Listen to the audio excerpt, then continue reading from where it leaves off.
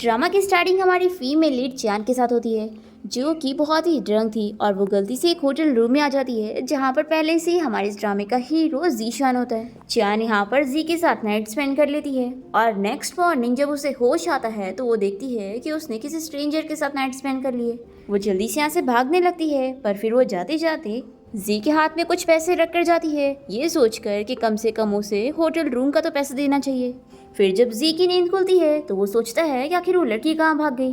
तभी से इसकी मॉम का कॉल आता है और वो इसे शादी के लिए कह रही होती है। तो जी कहता है कि मॉम, आप मेरी शादी कराने के लिए पीछे मत पड़ो, नहीं तो मैं किसी भी लड़की को ढूंढ के उससे शादी कर लूंगा। फिर कॉल कट करते ही जी को यहाँ पर चियान का कोई ब्लाइंड डेट इन्विटेशन वाला कार्ड मिलता है। फिर वो अपनी कार से निकल जाता है चियान को ढूंढने के लिए।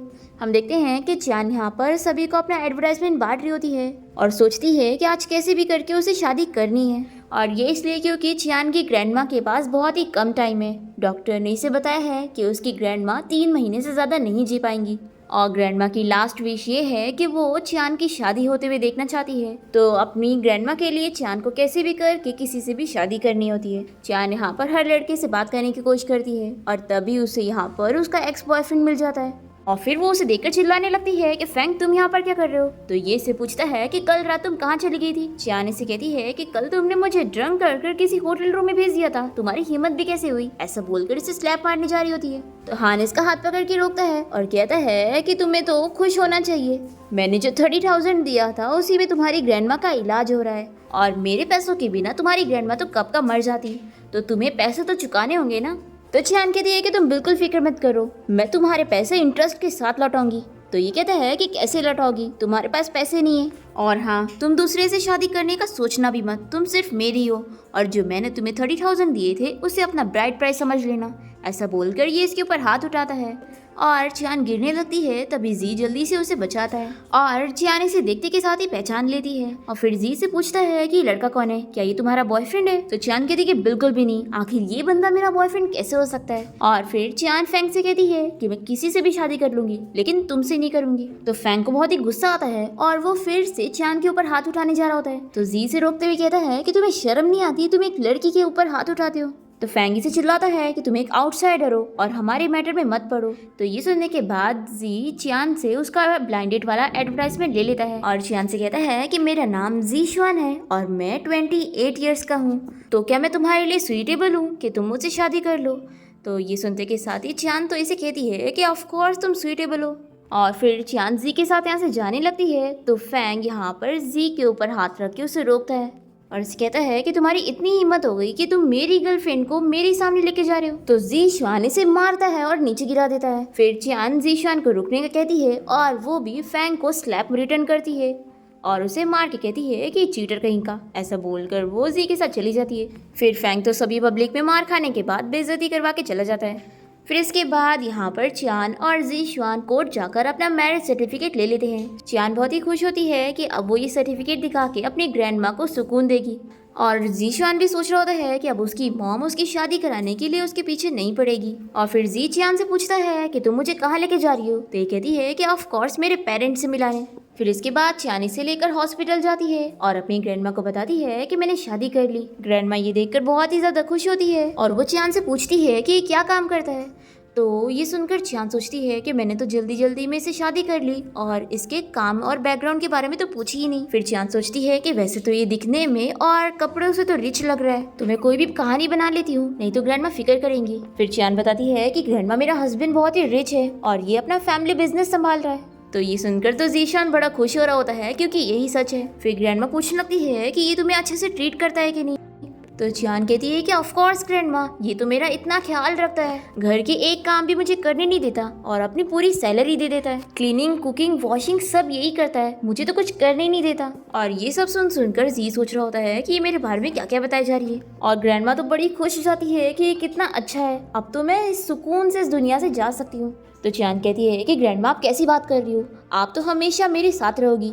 और फिर चांद जी से कहती है कि मुझे अपने ग्रैंडमा से थोड़ी दिल की बात करनी है, तो तुम थोड़ी देर के लिए बाहर जाओ। फिर जीशान बहुत ही गुस्से में रूम से बाहर आता है और वो अपने असिस्टेंट से कहता है कि आज तक किसी में हिम्मत नहीं हुई मुझे इस तरीके से ऑर्डर देने की, और उसने मेरे बारे में क्या बोली कि मैं घर की क्लीनिंग, कुकिंग और वॉशिंग करता हूँ।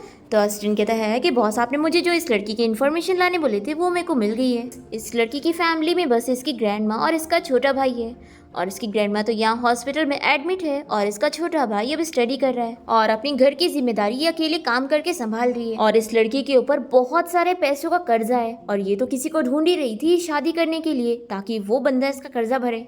अब यहाँ पर ये इन्फॉर्मेशन देखने के बाद जी को भी बहुत ही रिग्रेट हो रहा होता है और इसका असिस्टेंट कहता है कि बॉस, देखा आपने जल्दबाजी में कैसी लड़की से शादी कर ली है। तो जी कहता है कि अगर मेरी मॉम ने मुझे फोर्स ना की होती तो मैं ये शादी करता ही नहीं, और अब तुम्हारी जिम्मेदारी है कि इस लड़की को मेरी आइडेंटिटी के बारे में कुछ पता नहीं लगना चाहिए। फिर नेक्स्ट सीन में हम देखते हैं कि जी और चियान साथ में डिनर करने के लिए बाहर जाते हैं। चियान कहती है कि अब हमारी शादी हो गई है तो हमें हमारे फ्यूचर के बारे में डिस्कस करना चाहिए, तो सबसे पहले तुम अपने बारे में बताओ, तुम क्या काम करते हो। तो जी जल्दी से बहाना सोच कर इसे कह देता है कि मैं फूड डिलीवरी करता हूँ। तो ये कहती है कि तुम इतने महंगे कपड़े पहन के फूड डिलीवरी करते हो।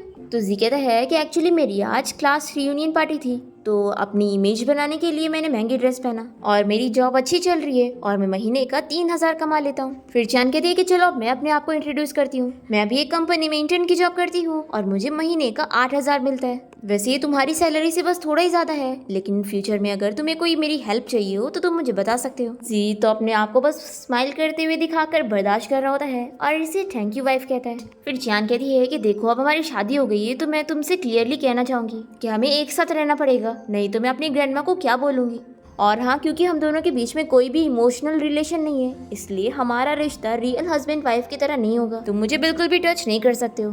तो जी कहता है कि जो तुमने मुझे टच करी उसका क्या। तो चांद कहती है कि वो बस एक्सीडेंट था। तो जी इसे इसके पैसे दिखाता है और पूछता है कि अब ये क्या था। तो चांद कहती है कि ये तुम्हारे होटल रूम की फीस थी।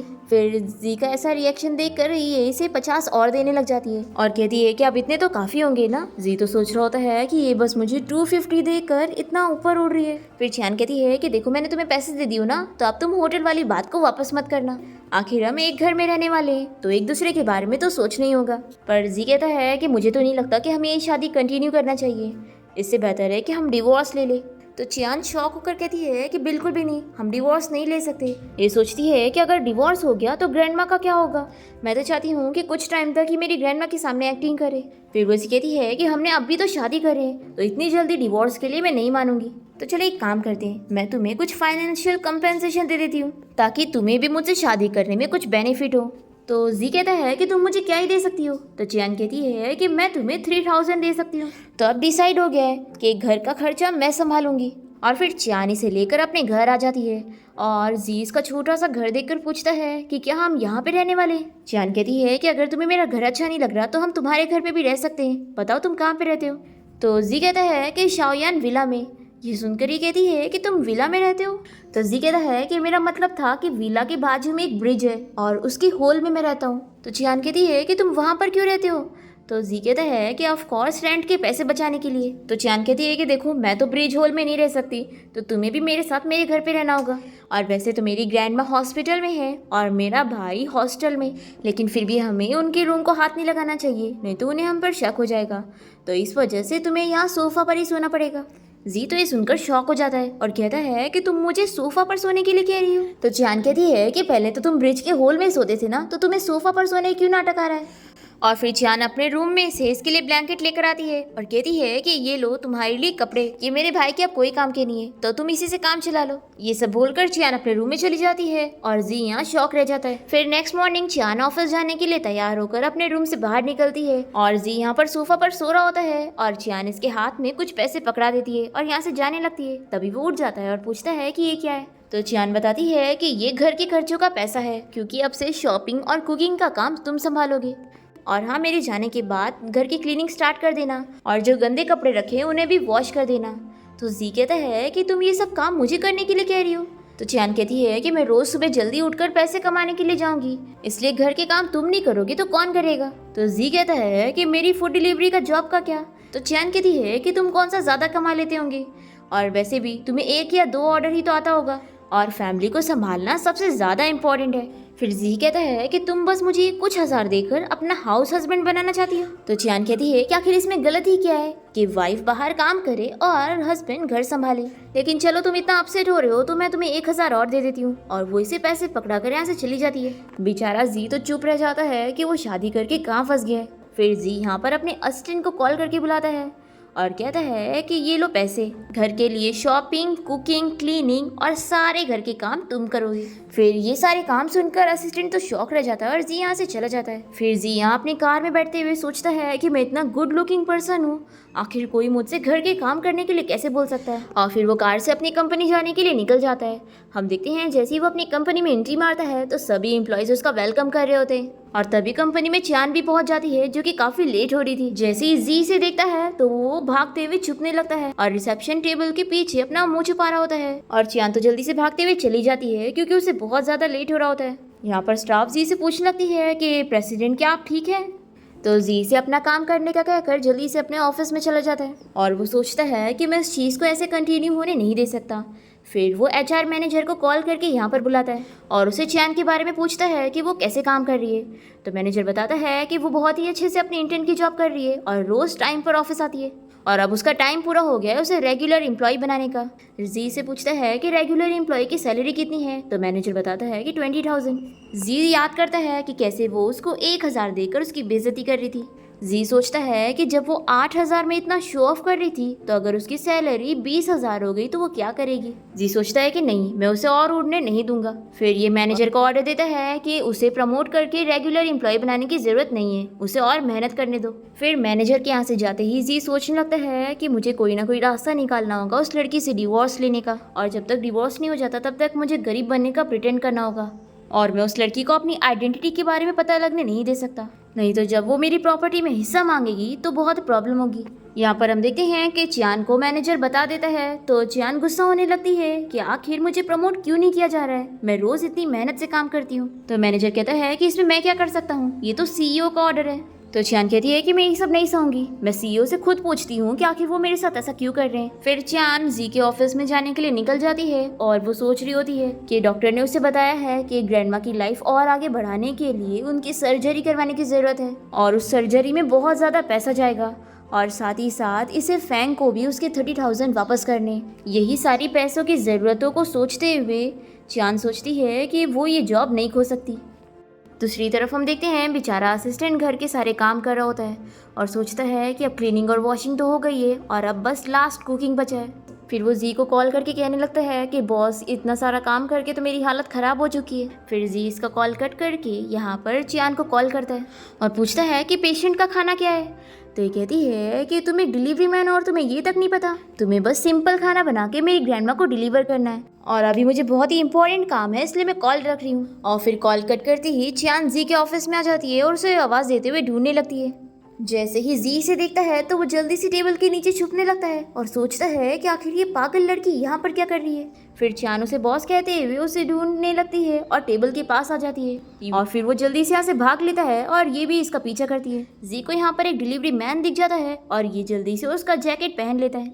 जैसे ही चियान उसे ढूंढते हुए यहाँ पर पहुँचती है तो वो इसे देखकर पूछती है कि तुम यहाँ पर क्या कर रहे हो। जी बताता है कि मैं यहाँ पर फूड डिलीवर करने आया था। तो चियान कहती है कि तुम तो घर में कुकिंग कर रहे थे तो यहाँ पर क्या कर रहे हो। ये कहता है कि मैं फूड डिलीवरी के बाद घर जाकर कुकिंग करूँगा और वैसे तुम यहाँ पर भाग क्यों रही थी। तो चियान को याद आता है कि अरे हाँ, मैं तो बॉस को ढूंढ रही थी।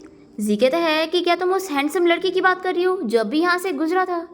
चियान कहती है कि हाँ तुम सही कह रहे हो, वही मेरे बॉस होंगे। तो जी बताता है कि वो उस तरफ गया है। फिर चियान भी जाने लगती है और फिर वो वापस आकर इसे कहती है कि फूड डिलीवर करने के बाद घर जाके कुकिंग करना। फिर जी बहुत ही रिलैक्स होता है कि अच्छा हुआ मैं बच गया। फिर इसके बाद जी घर पहुंच जाता है और देखता है कि उसके असिस्टेंट ने सारा खाना पका लिया है। असिस्टेंट कहता है कि बॉस आपकी एक्टिंग के चक्कर में देखो मुझे कितना सफ़र करना पड़ा है। तो जी कहता है कि तुम ही सोचो कि अगर मैं गरीब बनने की एक्टिंग नहीं करूंगा तो मैं उस लड़की से पीछा कैसे छुड़ाऊंगा। अब मैं उसके सामने जितना ही गरीब बनने की एक्टिंग करूंगा ना तो वो मुझसे जल्द से जल्द डिवोर्स ले लेगी। फिर असिस्टेंट इसे गुड लक बोलकर चला जाता है और फिर हम देखते हैं कि चियान घर आ जाती है और जी से कहता है कि देखो मैंने खाना रेडी कर दिया। तो ये कहती है कि हमारी फैमिली में सिर्फ हम ही दो हैं और तुमने इतना सारा खाना क्यों बनाए हो। क्या तुमने अपने आप को बहुत ही ज्यादा अमीर समझा हुआ है? बस 2 डिश ही काफी थी, आखिर इतनी ज्यादा बनाने की क्या जरूरत थी? जी से कहता है कि मेरी फर्स्ट टाइम कुकिंग थी ना, तो मैंने सोचा कि मैं थोड़ा अच्छा खाना पकाऊं, इसलिए मैंने बना दिया। फिर चियान को रियलाइज होता है कि आखिर मैं अपने काम का गुस्सा इसके ऊपर कैसे निकाल सकती हूँ। फिर वो इसे अच्छे से बात करती है और उसके साथ खाना खाने लगती है। जी भी सोचने लगता है कि लड़की कितनी अजीब है, अभी गुस्सा कर रही थी और अभी इतना अच्छे से बात कर रही है। फिर इसके बाद चियान और जी साथ में शॉपिंग के लिए आ जाते हैं और चियान इसे कहती है कि तुम्हें जो भी ज़रूरत का सामान लेना है ले लो, मैं तुम्हें पैसे दे दूंगी। और फिर चियान टूथब्रश लेने के लिए चली जाती है और तभी यहाँ पर एक लेडी जी की बेइज्जती करने लगती है, कहती है कि वो इतना गरीब है, वो यहाँ की शॉपिंग अफोर्ड भी नहीं कर सकता। तभी यहाँ पर चियान आ जाती है और वो कहती है कि आखिर तुम किसे गरीब कह रही हो, पहले वो अपनी नकली ज्वेलरीज देखो जिसे तुम असली बता के घूम रही हो। और वैसे अगर तुम सच में अमीर होती तो यहाँ सुपरमार्केट में क्या करती, तुम्हें तो ब्रांड वाले स्टोर्स में जाना चाहिए था। तो ये लेडी कहती है कि अच्छा तो तुम दोनों मिले हुए हो। फिर वो डर के यहाँ से भाग जाती है। फिर जी और चियान घर जाने के लिए वॉकिंग करते हुए निकल जाते हैं और जी से कहता है कि तुम तो लोगों को डांटने में कितनी ज्यादा एक्सपर्ट हो। ये कहती है कि आखिर तुम बुद्धू की तरह उस लेडी की बातें क्यों सुन रहे थे, तुम्हें उसे चिल्लाना चाहिए था। तो जी कहता है कि चिल्ला वो मुझे रही थी, लेकिन दुख तुम्हें क्यों हो रहा है। चियान कहती है कि ऑफ कोर्स तुम मेरे हस्बैंड हो तो मुझे ही तो दुख होगा ना, आखिर मैं तुम्हें प्रोटेक्ट नहीं करूंगी तो कौन करेगा। फिर इसके बाद चियान जी को एक ड्रेस शॉप ले आती है और कहती है कि तुमने इतने गरीब वाले कपड़े पहने हो, इसीलिए वो आंटी तुम्हें कम समझ रही थी। जी कहता है कि मैं गरीब हूँ तो ऑफकोर्स मैं ऐसे कपड़े पहनूंगा ना। तो चियान कहती है कि तुम फिक्र मत करो, मैं तुम्हारे लिए महंगे कपड़े खरीदूंगी, मैंने तुम्हें प्रॉमिस की थी ना कि मैं तुम्हें फाइनेंशियली कंपेंसेशन दूंगी। और वैसे भी नाम के हस्बैंड ही सही, लेकिन है तो हम दोनों कपल ना, तो आखिर मैं तुम्हें ऐसे कपड़े कैसे पहनने दे सकती हूँ। फिर चियान जी के लिए एक शर्ट चूज करती है, जैसे वो पहन के आता है तो ये उसे देखती रह जाती है और सोचती है कि इसने तो कैजुअली कोई भी ड्रेस पहन लिया और इतना हैंडसम लग रहा है। और यहाँ जी तो अपनी तारीफ सुन के बहुत ही ज़्यादा खुश हो जाता है। फिर चियान बिल पे करने के लिए जाती है और स्टाफ से शर्ट की प्राइस पूछती है। फिर कपड़े का इतना प्राइस सुनकर तो चियान शॉक हो जाती है और कहती है कि आखिर ये कपड़ा इतना महंगा क्यों है, क्या थोड़ा डिस्काउंट नहीं मिल सकता। तो स्टाफ बताती है कि ये कपड़ा इतने का ही है, लेना है तो लो नहीं तो जाओ। जी से मना करता है कि रहने देते हैं, हम नहीं लेते हैं, पर चियान नहीं मानती और वो इसके लिए ये शर्ट खरीद लेती है। और फिर स्टाफ कहने लगती है कि कुछ लोग बस रिच बनने का प्रिटेंड करते रहते हैं। जी को ये सुनकर बिल्कुल अच्छा नहीं लगता। फिर ये चियान के साथ स्टोर से बाहर आ जाता है और इससे पूछता है कि तुम्हारे पास तो पैसे ही नहीं थे ना। तो चियान कहती है कि मैं तुम्हें सच बताती हूँ, एक्चुअली मेरे ऑफिस में मुझे थोड़ी प्रॉब्लम हो रही है। मेरा इस महीने प्रमोशन होने वाला था, लेकिन मेरे डेविल बॉस ने मेरा प्रमोशन कैंसिल कर दिया और अब तो मैं डर रही हूँ कि कहीं मेरी जॉब भी ना चली जाए। जी पूछता है कि क्या इस वजह से तुम्हारी लाइफ पे बहुत ही बड़ा इम्पैक्ट हुआ है। तो ये कहती है कि ऑफ कोर्स, इतनी बड़ी कंपनी में काम करने के लिए मैंने कितनी मेहनत की थी और फिर फाइनली मुझे इंटर्न की जॉब मिली, पर लगता है कि अब ये जॉब मेरे हाथ से चली जाएगी। तो जी कहता है कि अगर ऐसी बात है तो हमें ये शर्ट वापस कर देना चाहिए। तो चियान कहती है कि बिल्कुल भी नहीं, तुम फिक्र मत करो, मैं इस महीने ज़्यादा खर्चा नहीं करूँगी। इसकी बातें सुनकर जी को बहुत ही बुरा लगता है। वो इसे कुछ बताना चाह रहा होता है, पर ये कहती है कि तुम फिक्र मत करो, मेरे पास जो कपड़े हैं वो बिल्कुल सही है, लेकिन तुम्हें ज़्यादा कपड़ों की ज़रूरत थी और तुम इतना भी ज़्यादा परेशान मत हो, मैं अपना काम संभाल लूँगी और तुम पर बर्डन नहीं बनूंगी। और फिर वो इसे घर चलने का कह रही होती है तो जी इसे रोकता है और कहता है कि मुझे बस एक कॉल करना है। फिर हम देखते हैं कि जी किसी को कॉल लगाता है और फिर इसे कहता है कि चलो अब हम चलते हैं। तभी स्टाफ जल्दी से इन लोग को रोकती है और बताती है कि आप हमारे स्टोर की लकी कस्टमर हैं और क्योंकि आपने एक जेंट्स कपड़ा बाय किया है तो उसके साथ आपको एक लेडीज़ का भी कपड़ा फ्री मिलेगा और आप लेडीज़ सेक्शन में जाके जो चाहे वो ड्रेस चुन सकती है। फिर ये सुनकर तो चियान बहुत ही खुश हो जाती है। फिर जी इसे लेके जाता है और इसके लिए ड्रेस भी चूज़ करता है। चियान उसकी प्राइस पड़ती है कि पूरी 88,000 की है। वो कहती है कि क्या सच में ये मुझे फ्री मिल जाएगी।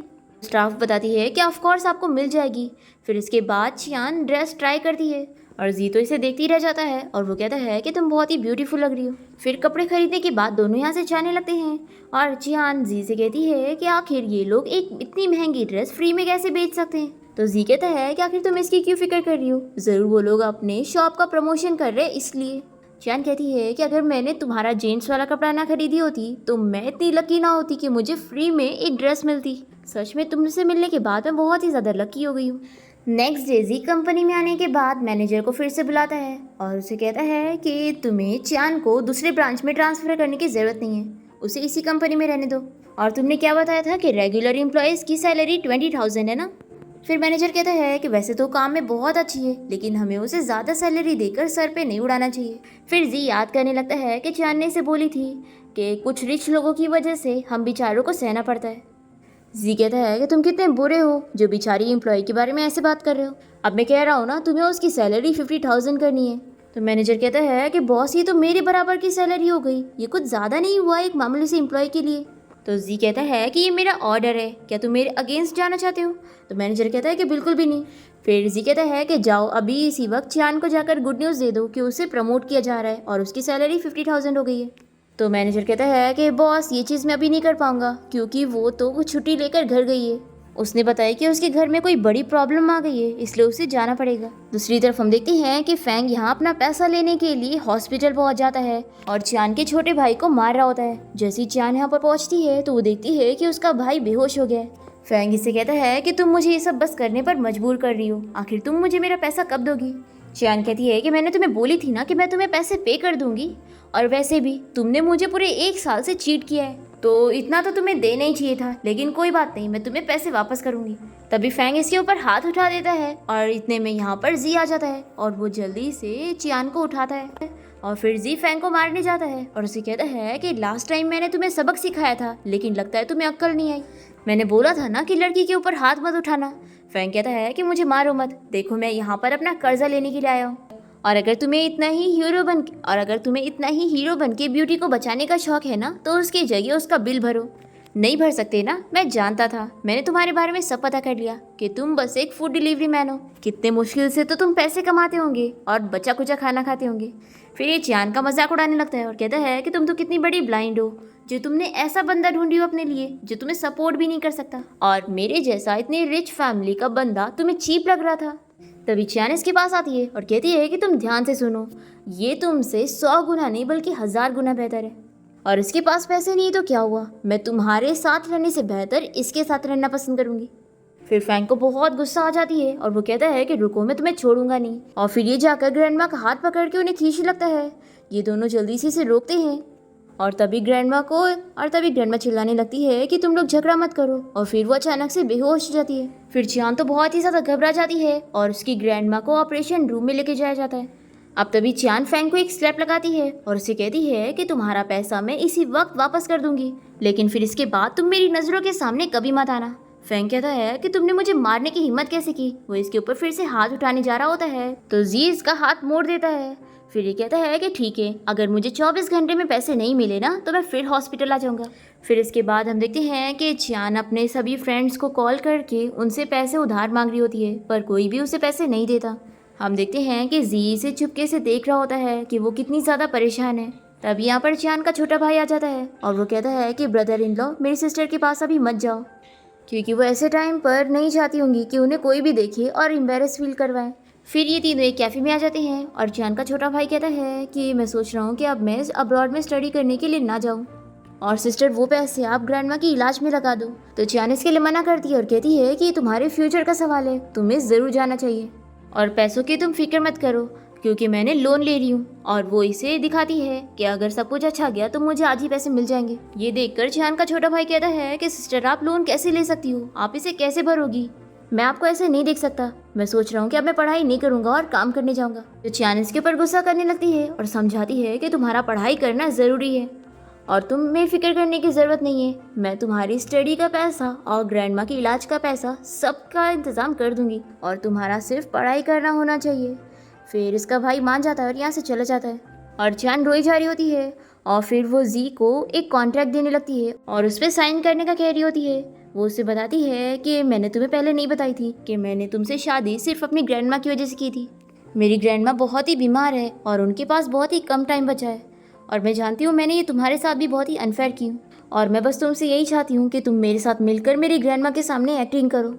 बस एक बार मेरी ग्रैंडमा की सिचुएशन थोड़ी ठीक हो जाए, फिर तुम जब चाहो मुझसे डिवोर्स ले सकते हो। और अभी मेरे ऊपर बहुत सारा कर्जा है तो शायद बहुत प्रॉब्लम आ सकती है, लेकिन तुम इसको साइन कर दोगे ना तो तुम्हें कोई प्रॉब्लम नहीं आएगी और मैं तुम पे बर्डन नहीं होंगी। ऐसा बोलकर ये कॉन्ट्रैक्ट रख देती है और कहती है कि अगर तुम्हें सही लगे तो इस पर साइन कर देना। ये बोलकर वो चली जाती है। पर फिर हम देखते हैं कि जी तो इस कॉन्ट्रैक्ट को फाड़ देता है और फिर वो अपने असिस्टेंट को कॉल करके इस बारे में पता करने के लिए कहता है कि चियान की ग्रैंडमा के इलाज के लिए क्या पैसे लगने वाले हैं और उसके छोटे भाई की स्टडी के लिए कितने पैसे लगेंगे, और वो साथ ही साथ अपने असिस्टेंट को फैंग की कंपनी को बैंकरप्ट करने का भी ऑर्डर देता है। फिर नेक्स्ट डे चियान कंपनी में होती है। तभी मैनेजर इसे बताता है कि बॉस ने तुम्हें प्रमोट कर दिया है और अब तुम भी रेगुलर एम्प्लॉय बन चुकी हो, और क्योंकि तुम ए क्लास लेवल की एम्प्लॉय हो इसलिए बॉस ने तुम्हारी सैलरी 50,000 करे। फिर 50,000 सुन के तो चियान बहुत ही शॉक हो जाती है और साथ ही साथ खुश भी। और जी अपने ऑफिस से जाकर इसे देख रहा होता है और यहाँ पर सभी एम्प्लॉयज़ चियान को कॉन्ग्रेचुलेट कर रहे होते हैं कि वो प्रमोट हो गई। फिर जी खुश होकर यहाँ से चला जाता है और फिर वो घर आने के बाद आज खुद कुकिंग करता है और चियान का भाई भी उसकी खुशी आज सेलिब्रेट करने के लिए आया होता है। चियान कहती है कि वैसे तो ये खुशी की बात है लेकिन हमें इतने भी ज़्यादा पैसे नहीं खर्च करने, क्योंकि अभी हमारे पर बहुत सारा कर्जा है, तो मैं सोच रही थी कि मैं एक और पार्ट टाइम जॉब करूं। ये सुनकर जी को अच्छा नहीं लगता और चियान का भाई भी कहने लगता है कि सिस्टर अब तो तुम्हारी सैलरी भी ज़्यादा हो गई है, तो आखिर पार्ट टाइम जॉब करने की क्या ज़रूरत है। चियान कहती है कि तुम फिक्र मत करो, मैं हैंडल कर लूँगी। फिर डिनर के बाद जी क्लीनिंग कर रहा होता है, तभी चियान इसे कुछ पैसे ला कर देती है और कहती है कि ये तुम्हारे खर्चे के लिए। तो जी इसे वापस करने लगता है और कहता है कि ये तुम अपने पास रखो, पर ये नहीं लेती और कहती है कि ये मैंने तुम्हें दी ना, तो तुम अपने पास रखो। फिर इसके बाद हम देखते हैं कि जी अपने ऑफिस में होता है और असिस्टेंट इसे चियान की ग्रैंडमा के बारे में बताता है कि चियान की ग्रैंडमा को 1 साल पहले कोई हार्ट डिजीज हो गई थी जिसमें काफ़ी हज़ारों लग चुके हैं और अब वो लास्ट स्टेज तक पहुंच चुकी है। तो अगर उनका हार्ट ट्रांसप्लांट नहीं किया गया तो उनकी लाइफ बहुत ही कम बची है और हार्ट सर्जरी करवाने के लिए पूरे 1 मिलियन लगेंगे, जिसका पैसा तो वो लोग अभी इकट्ठा कर ही नहीं सकते। और चियान का छोटा भाई बहुत ही टैलेंटेड स्टूडेंट है, इसीलिए चियान उसे अब्रॉड भेजने के लिए पैसे जमा कर रही है। फिर जी कहता है कि फैंग के बारे में तुमने क्या पता किया। तो ये बताता है कि जब चियान कॉलेज में थी तब फैंग इसे चेस कर रहा था और वो 30,000 के लिए इसके साथ डेट करने के लिए मान गई थी, लेकिन वो उसे चीट कर रहा था और कई सारी लड़कियों के साथ खेल रहा था, इसलिए मिस चियान ने उसके साथ ब्रेकअप कर ली थी। जी को फैंग पर बहुत ही गुस्सा आ रहा होता है और यह असिस्टेंट से पूछता है कि तुमने मेरा काम किया।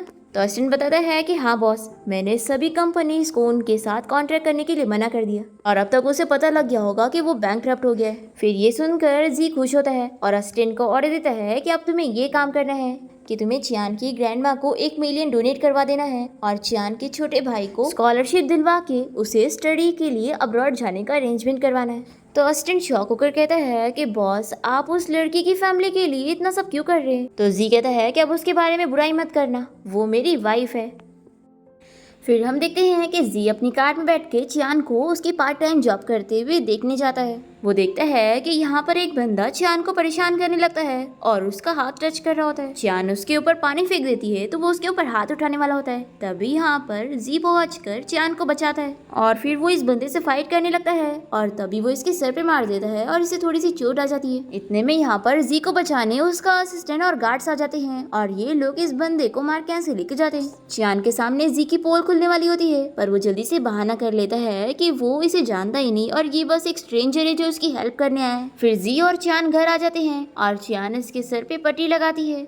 वो उसकी बहुत फिक्र कर रही होती है, कहती है कि अगली बार ऐसे फाइट मत करना, आज की सिचुएशन कितनी खतरनाक थी। तो जी कहता है कि आखिर मैं अपनी वाइफ को बुली होते हुए कैसे देख सकता था। तो चियान कहती है कि हमारी मैरिज वैसे भी फेक है और हमें सिर्फ ग्रैंडमा को दिखाने के लिए एक्टिंग करना है, वही काफी है। ऐसा बोलकर ये जाने लगती है। तो जी से रोकर कहता है कि आखिर हमें फेक कपल बनने की ही क्यों एक्टिंग करना है, क्या तुम भूल गई कि हम लोग एक बार रियल हस्बैंड वाइफ की तरह रह चुके हैं। फिर चियान उसी रात को याद करने लगती है और जी से कहता है कि तुमने मुझे जवाब नहीं दी, आखिर हम रियल कपल क्यों नहीं बन सकते। कहीं ऐसा तो नहीं कि मैं एक डिलीवरी मैन हूँ इसलिए तुम मुझे पसंद नहीं करती।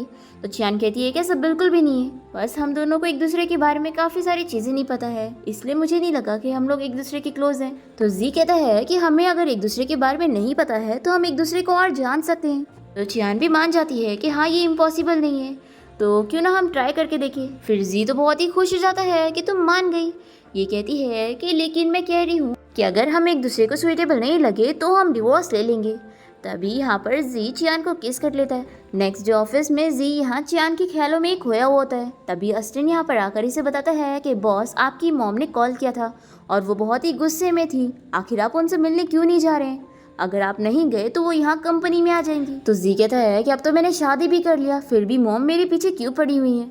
तो असिस्टेंट कहता है कि बॉस, आप तो जानते ही हो कि आपकी मॉम आपकी चाइल्डहुड फ्रेंड वेवे से आपकी शादी करवाना चाहती थी और अब आपने किसी और से शादी कर ली है, इसलिए वो बहुत ही गुस्सा है। फिर जी कहता है कि तुम मेरी मॉम से कह देना कि मैं अपने बर्थडे के दिन उनसे मिलूंगा। फिर हम देखते हैं कि जी का बर्थडे वाला दिन आ जाता है और यहाँ पर उसकी मॉम ने वेवे को भी बुलाई होती है, जो कि कह रही होती है कि आज जी का बर्थडे है, तो आखिर में यहाँ पर कैसे नहीं आती। तभी यहाँ पर जी पहुँच जाता है और इसकी मॉम यहाँ पर इसकी और वेवे की शादी फिक्स करने लगती है। तो ये कहता है कि मॉम, आप जानती हो ना कि मैं इसे पसंद नहीं करता हूँ, और अब तो मैंने शादी भी कर चुका हूँ, तो आखिर आप मेरी वेडिंग इसके साथ कैसे करवा सकती हैं। इसकी मॉम इसे चिल्लाती है और कहती है कि मैं जानती हूँ कि तुमने किसी भी लड़की के साथ मैरिज सर्टिफिकेट ले ली हो, तो मैं इस शादी को बिल्कुल नहीं मानूंगी। तो जी भी कह देता है कि मॉम, आप मानो या ना मानो, शादी तो मेरी हो चुकी है। तो इसकी मॉम चिल्लाती है और कहती है कि फिर अब भी इसी वक्त तुम डिवोर्स लोगे। तो जी भी कह देता है कि मॉम, अब मैं उसे पसंद करता हूँ और मैं उससे डिवोर्स बिल्कुल नहीं लूंगा। तो इसकी मॉम भी कहती है कि आखिर तुम ऐसी एरी गहरी लड़की को पसंद कैसे कर सकते हो, वेवे से अच्छी लड़की तुम्हें कहीं नहीं मिलेगी, और मैं इसके अलावा किसी को अपनी डॉटर इन लॉ नहीं बनाऊंगी। तो जी कह देता है कि अगर मॉम ऐसी बात है तो आप ही इसे शादी कर लो, मैं तो इसे शादी नहीं करूंगा। तो जी की मॉम उसे स्लैप मारती है और कहती है कि तुम मुझसे कैसे बात कर रहे हो। तो जी कहता है कि मॉम, अब मैं बड़ा हो गया हूँ और मैं अपनी वाइफ खुद चुन सकता हूँ। ऐसा बोलकर वो चला जाता है। फिर जी जब घर जाता है तो चियान इसे बर्थडे गिफ्ट के तौर पे स्कूटी गिफ्ट करती है और कहती है कि अब तुम इजीली रोज फूड डिलीवरी करने जा सकते हो, और उसने उसके लिए केक भी प्रिपेयर करके रखी होती है और उसका बर्थडे सेलिब्रेट करती है। जी बहुत ही खुश हो जाता है और इसे कहता है कि तुमने मेरे इस बार का बर्थडे बहुत ही अच्छा बना दियो। फिर जी अपनी बर्थडे विश करता है कि वो हमेशा चियान के साथ खुश रहना चाहता है। फिर नेक्स्ट डे हम देखते हैं कि जी चियान की दी हुई स्कूटी से ही ऑफिस जाता है और वो अपने असिस्टेंट से बताता है कि अब वो इसी से ही रोज ऑफिस आया और जाया करेगा। हम देखते हैं कि वेवे भी कंपनी आई होती है और वो सोच रही होती है कि वो जी को अपना बना कर रहेगी। वो यहाँ पर उसके पानी में ड्रग मिला देती है और जैसे ही जी यहाँ पर आता है तो ये इसे पानी देने लगती है। इतने में जी को चियान की कॉल आ जाती है और वो इसे कहती है कि मैं तुम्हें गुड न्यूज़ बताने वाली हूँ, मेरी ग्रैंड माँ के लिए उनका हार्ट डोनेट करने वाला मिल गया है और अब मैं भी हॉस्पिटल जा रही हूँ, तो तुम भी वहाँ पर पहुँचो। फिर ये सुनकर जी यहाँ से निकल जाता है और फिर वो चियान को पिक करने जाता है और दोनों ही स्कूटी से पहले डेट पर जाते हैं और यहाँ पर काफ़ी अच्छा टाइम स्पेंड करते हैं। चियान से कहती है कि जब मैं बहुत सारे पैसे कमाकर जमा कर लूँगी तो तुम्हारे लिए एक बिजनेस स्टार्ट करूँगी। देखो अब तुम 30 ईयर्स की हो गए हो, तो आखिर कब तक फूड डिलीवरी वाली जॉब करोगे, तुम्हारे लिए बिजनेस करना ही ठीक होगा। इस वक्त जी सोचने लगता है कि क्या मैं इससे अपनी असली आइडेंटिटी के बारे में बता दूँ। फिर ये चियान से कहता है कि अगर मैं कोई रिच बंदा निकला तो, जैसे कि एक डोमिनेटिंग सीईओ। चियान कहती है कि ऐसा हो ही नहीं सकता, तुम मुझसे मजाक कर रहे हो, और अगर ये सच होगा ना और तुम मुझसे झूठ कह रहे थे तो फिर अच्छा नहीं होगा, मैं तुमसे गुस्सा हो जाऊंगी। हम देखते हैं कि वेवे कार में बैठकर इन दोनों को देख रही होती है और वो बहुत ही गुस्सा होती है। फिर इसके बाद जी और चियान जब घर जाते हैं तो यहाँ पर जी शावर ले रहा होता है और चियान सारी चीज़ें प्रिपेयर कर रही होती है।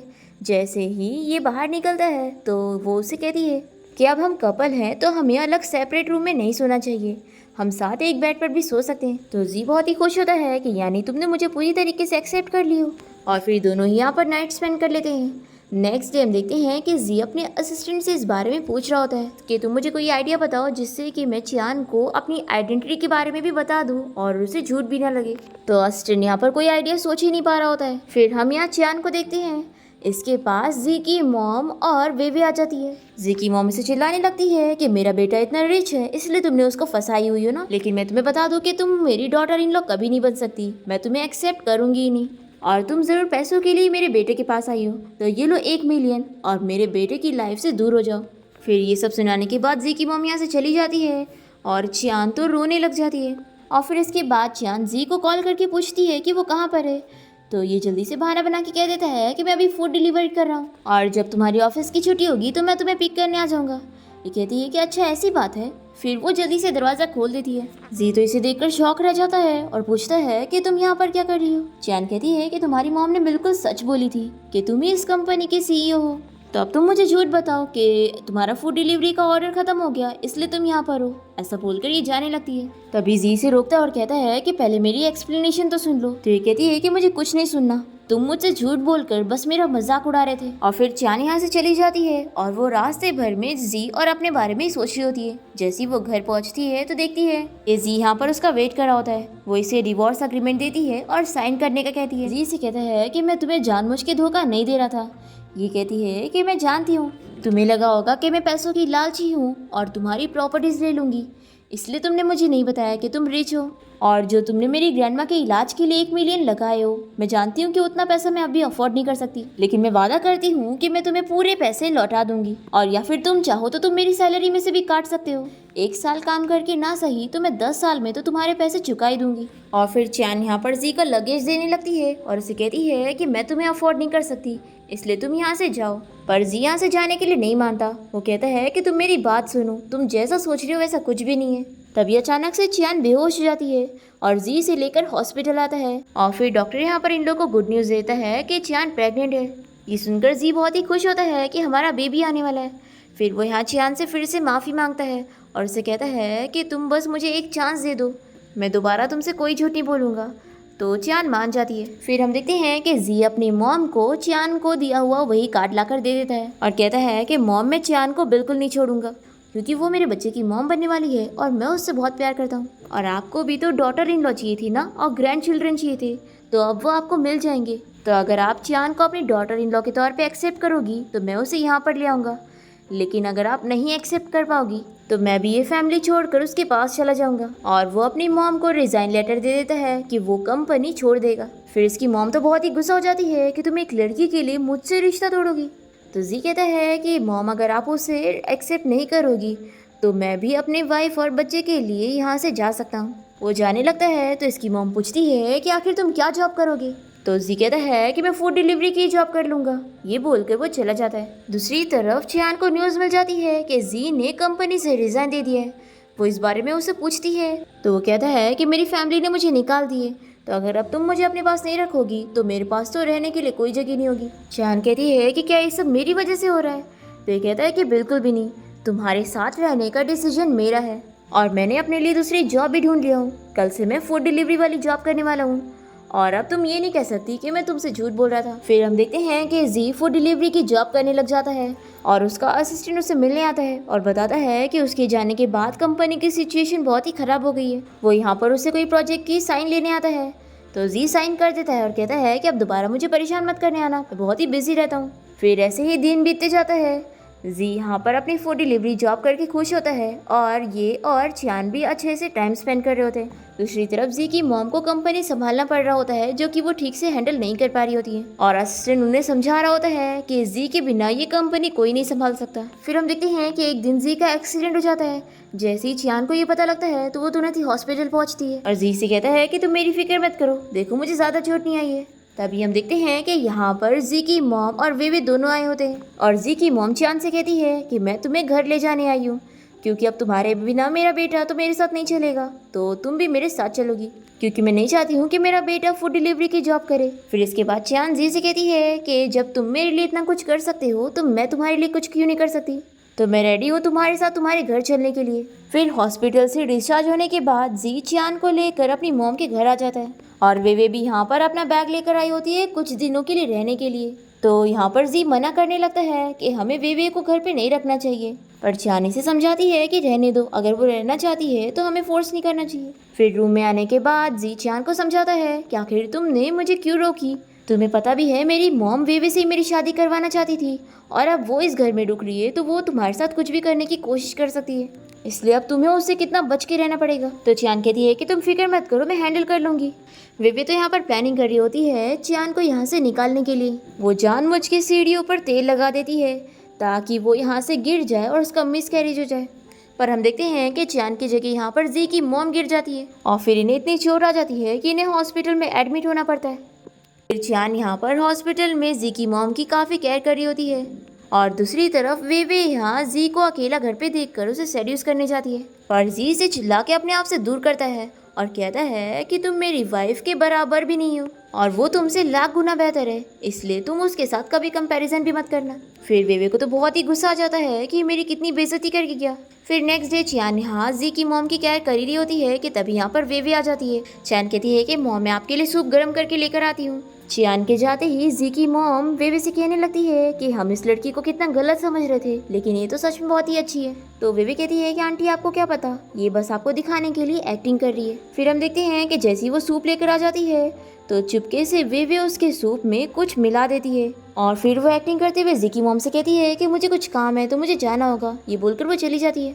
फिर इसके बाद चियान यहाँ पर जी की मॉम को सूप पिलाने लगती है, जिसके बाद तो वो अचानक से बीमार हो जाती है और फिर डॉक्टर यहाँ पर उनका चेकअप करने के लिए आता है। तो चियान बताती है कि लास्ट टाइम मैंने बस इन्हें ये सूप पिलाई थी। तभी इन लोग को यहाँ पर इस सूप में कॉकरोच नजर आता है, जिसे देखकर जी की मॉम चियान के ऊपर गुस्सा करने लगती है कि तुम मुझे मारना चाहती थी। फिर चियान रोते हुए बाहर आ जाती है और जी से चुप कराने लगता है, पर चियान फिर भी कहती है कि वो हार नहीं मानेगी और उसकी मॉम का दिल जीत के रहेगी। फिर हम देखते हैं कि चियान जी की मॉम की वापस से केयर करने लगती है और उन्हें प्रूफ ला के देती है और बताती है कि उनके सूप में जिसने कुछ मिलाया था वो कोई और नहीं बल्कि वेवे थी और उसी ने ही सीढ़ी पर तेल लगाई थी। और वो जी की मॉम को सीसीटीवी फुटेज भी दिखाती है, जिसमें साफ दिख जाता है कि वेवे ने ही सूप में कुछ मिलाई थी।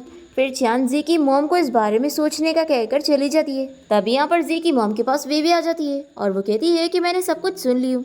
जी की मॉम से चिल्लाती है कि आखिर तुमने ये सब क्यों की, मैं तो तुम पे इतना ट्रस्ट कर रही थी और अब मुझे लगता है कि तुम्हें इसकी सजा मिलनी चाहिए। वेवे को बहुत ही गुस्सा आता है कि तुम तो पहले मेरी साइड ले रही थी और अब मेरे अगेंस्ट जा रही हो। और फिर वेवे इन्हें ढकेल देती है और जी की मॉम को चोट लग जाती है। और फिर जी की मॉम ऑपरेशन रूम में होती है और यहाँ पर सभी बाहर वेट कर रहे होते हैं और वेवे इसका इल्जाम चियान के ऊपर डाल देती है कि लास्ट टाइम वो ही जी की मॉम के साथ थी। चियान रोते हुए जी से कहती है कि मुझे नहीं पता था कि मैं तुम्हारी मॉम को अकेला छोड़कर जाऊंगी तो उनके साथ ऐसा हो जाएगा, सब मेरी गलती है।